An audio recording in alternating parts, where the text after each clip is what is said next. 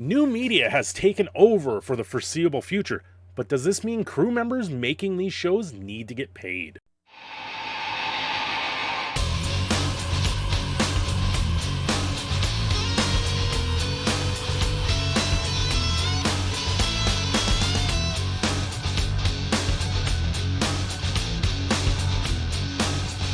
Well, what has happened here is Hollywood biggest union has voted to strike, overwhelmingly voted to strike. There is 90% of their voter their clientele has voted to actually take strike action, and this is a gigantic thing.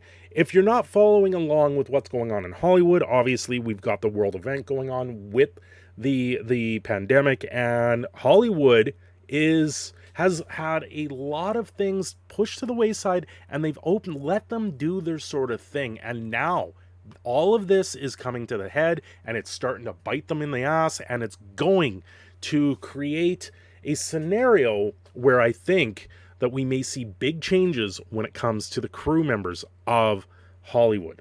Anyway, I am your host, Cindershadow of Cindershadow Gaming. This is something I do every Saturday night. We talk about things, and I film the videos, and it's with my audience. So if my audience is out there, they can say hi. You guys can say hi in the comment section back to them. But ultimately, this is the type of thing I do. And if you like that, do hit the subscribe button today and hit the notification, because then you can see these on Saturday evenings. So, with the Hollywood crew members. So, Hollywood crew members union vote authorizes biggest industry strike in decades. A union representing 60,000 TV and film crew, production, and behind the scenes workers voted almost unanimously this weekend to authorize a national strike over inadequate working conditions, potentially spurring one of the biggest shutdowns in Hollywood history. So only good Hollywood is Hollywood Undead. Yeah, great band. Nearly 98% of the votes for the International Alliance of Theatrical Stage Employees, which is IATSE, I actually put that in the thumbnail of this live stream, voted in favor of the union president, Matthew Loeb, calling for a strike, with more than 90% of the membership actually showing up. You know, when you have 90% of your membership that shows up for a strike vote, that is a giant thing, and it's going to affect everything to do with Hollywood. It's going to affect movies going forward. We're already seeing problems with movies coming out and trying to make the recovery with the world event, and movie theaters even just trying to open, and this is going to create another push down on the society. So hopefully they can work this out, but ultimately, yeah, it's going to be crazy. The groups say they are asking to be paid living wages, get larger contributions to pension and health insurance, time for meal breaks, adequate sleep and weekend, and an end to discounted labor rates and residual for streaming services. So what they're talking about here is Hollywood has produced, we now have Apple TV, we now have Amazon Prime, we now have Netflix, and they're all producing these shows, but they all have been able to do it at a discount. And the reason for that is they say we're a fledgling company, we're new to doing productions, and a lot of these companies that are new to productions get tax breaks from governments and everything else like that. And now it's to the point where these fledgling companies are no longer fledgling. They are actually part of the mainstream, and this is what they are now. This is where they're going, and why this strike is such a big deal. So their contract actually expired on July 31st and was extended to September 10th. We are now in October, so that extension has long gone. If the strike goes on, this will be the first time there has been a stoppage in Hollywood since World War II, which is actually surprisingly very, very interesting on how the timeline is going in the current day and age of humanity. The ball is in their court. If they want to avoid a strike, they will return to the bargaining table and make us a reasonable offer. So what was the offer that was gone there? The key background here is the has never gone on strike in its 128-year history. A contract negotiation have come to a head. Workers have taken to social media to show why it's necessary. Shoot days can last anywhere from 12 to 18 hours for days in a row with no breaks in between. I just came off a personal I work in the industrial field. I just came off a shutdown in my actual day job, and it was 9 weeks where I worked 11-hour days, and it was still an hour to and from, so closer to 13-hour days, 14-hour days if you talk about the time I need to get up and go to work. And literally those 11 hours that I was at work, at the last 3 weeks, I worked 18 days straight, and that does a giant toll on your body. And they're talking 12 to 18-hour days where they're doing production and shooting for probably about 2 weeks to 3 weeks at a time, so 14 to 21 days. And they just, because they're shortened stints, they have to cram it all in that little bit, and then they move on to the next show.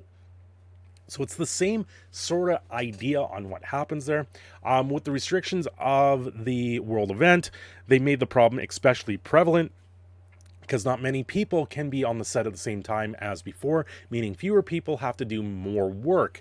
So now things are kind of opening up, but in a lot of cases for Hollywood, they had exemptions to a lot of the restrictions that were out there on these rules because they required them to continue this going on. There's a lot of money that flows through with Hollywood when they go to all these different countries or cities. Normally the city will grant them a certain dollar amount to showcase their city, and that's what happens with this. That's where a lot of the caches come down. So people are making money even if a movie fails, even if the movie does not break even for the money they've put into it, they're still making money because they get grants and they get tax cuts, they get everything that they need to be able to push this forward. And in this circumstance now, we have employees that have been worked to the bone and they need more money. The times have changed. Inflation's going through the roof for everyone. So this is something that is down there. Agreed, have pity on the makeup and camera guys can crash you up.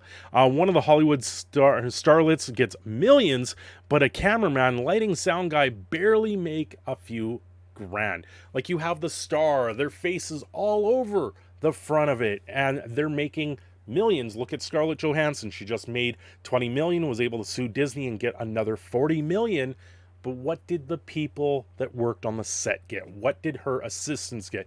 They probably got just under a six-figure dollar amount when it comes to their yearly goal, but are they making the same millions? No, they're probably not even close to it because they're not the face of it. They're not the people that are actually showing, having to act and do and make all these scenes. They're the ones that are behind the scenes.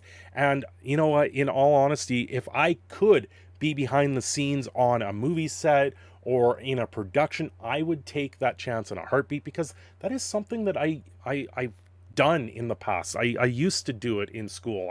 I've taken things, and that was where my interest is. And as an electrician, it would be something that I would be interested in doing myself. So ultimately, this could be something down the road. If I could do this sort of thing with the YouTube and figure it out myself, I would greatly put on a show for you guys and push that forward.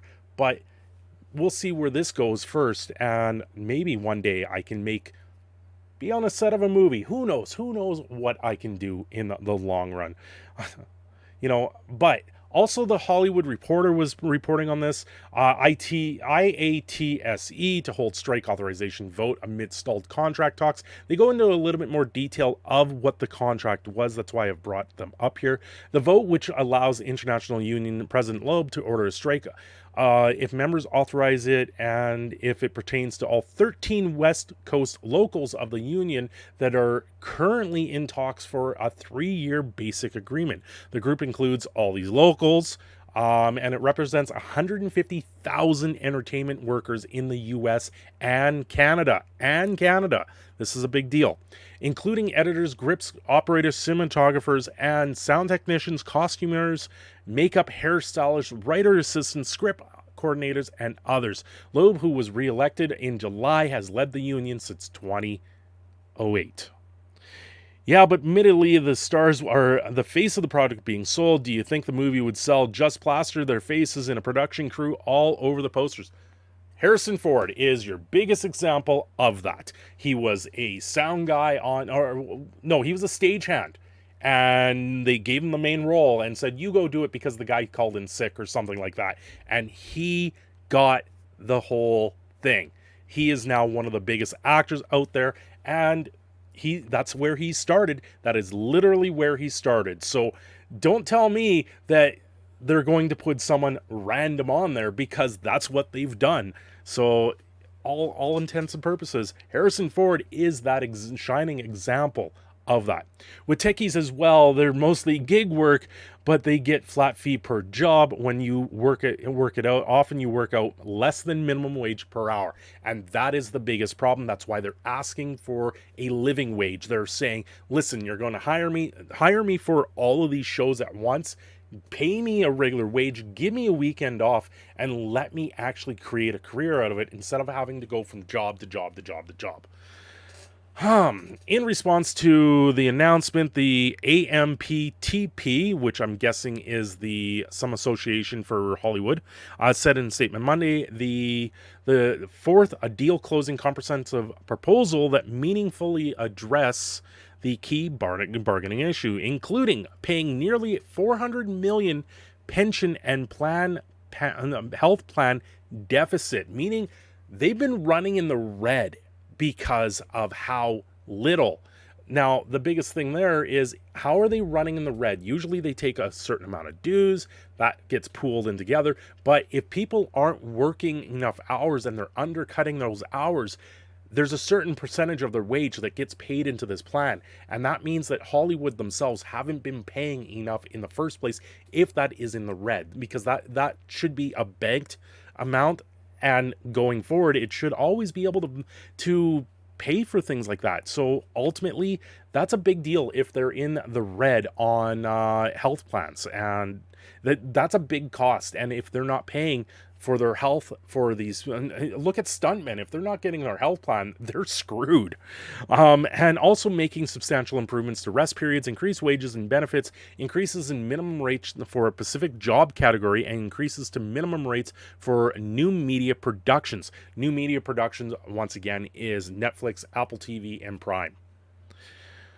In choosing to leave bargaining table and to seek a strike authorization vote, the union leadership walked away from a generous comprehensive package.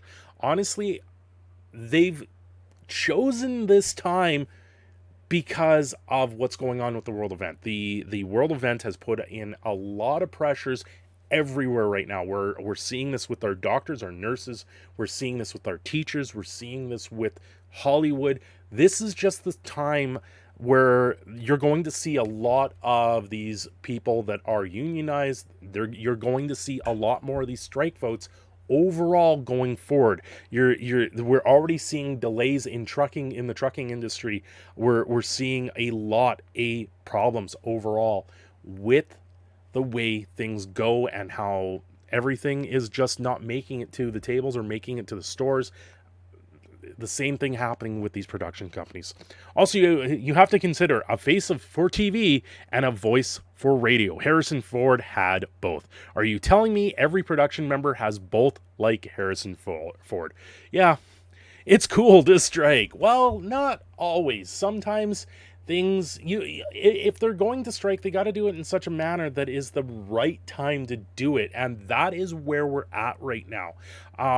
Now, I said in a few videos back, I talked about Blizzard and everything like that. Where are the unions? And this would have been the main union that should have picked up the game devs and Blizzard and said, listen, we're the ones that need to go forward and help represent you and actually go forward.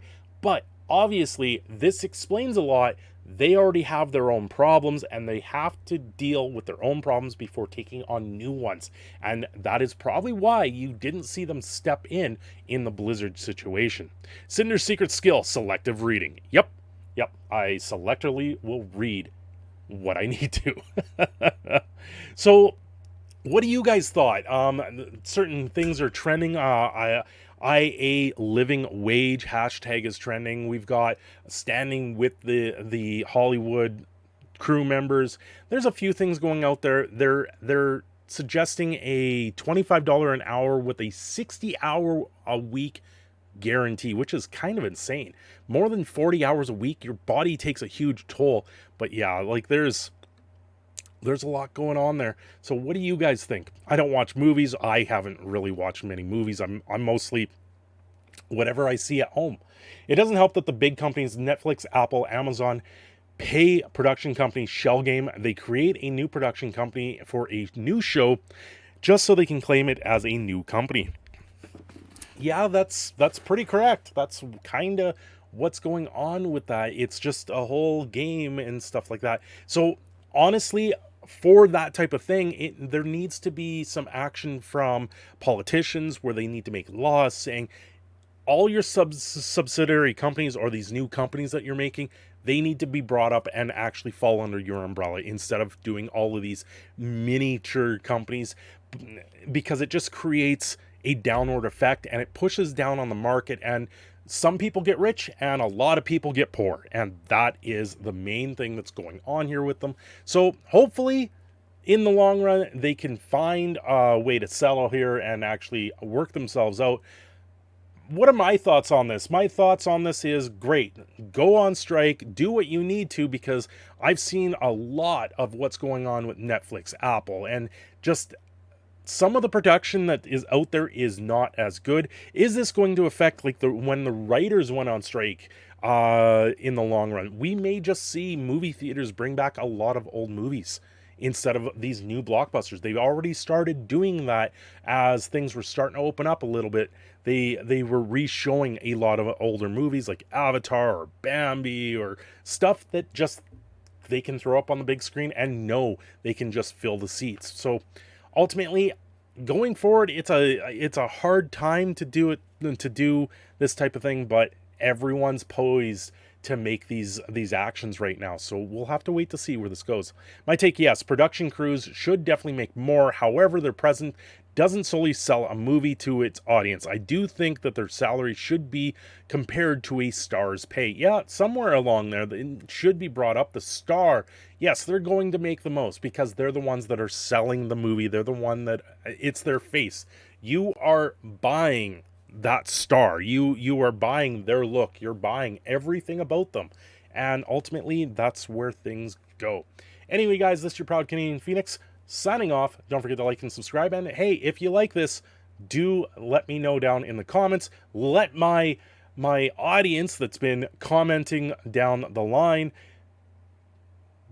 ultimately, I guess I screwed that up. I do not think that their salary should be compared to the star's pay.